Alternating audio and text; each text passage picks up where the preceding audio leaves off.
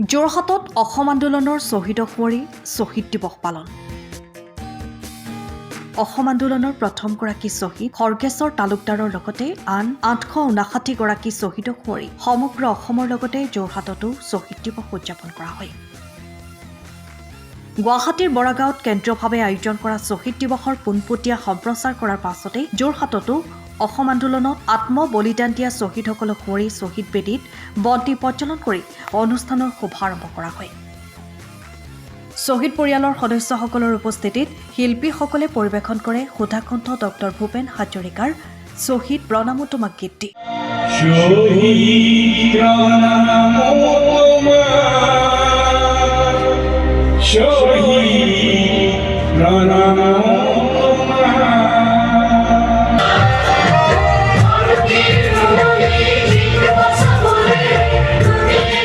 শ্বহীদ দিৱসৰ এই অনুষ্ঠানত ক্ৰীড়া আৰু যুৱ কল্যাণ মন্ত্ৰী নন্দিতা গাৰ্লোচা উপস্থিত থাকি দেশ মাতৃৰ বাবে প্ৰাণ আহুতি দিয়া বীৰসকলক স্মৰণ কৰে।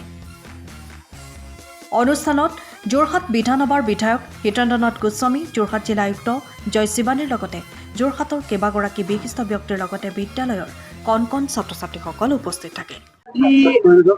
जो हमारा 79 से 85 का जो आंदोलन है उनका शहीद जो लोग ने जान गंवाया है उनका एक सभी को हमारा तरफ से श्रद्धांजलि देता है आज के दिन में, और उनको याद करके हमारा स्टेट कैसे आगे जाएगा वो भी हमने अब सबने भी सुना है कि हमारा मुख्यमंत्री आज में बहुत ही एक स्पीच दिया है जो असम आंदोलन से स्टार्ट होते हुए आज के दिन में भी हमारा असेंबली में बहुत सारा हम लोग ने बिल पास किया है और बिल पास भी करेंगे। और ये देखा जाए तो आज का दिन on the 10th of December जो पहला हुआ था उसको हम लोग याद करके हमारा और आगे कैसे करके लेके जाना है वो हम लोग हमेशा सोचते रहेंगे।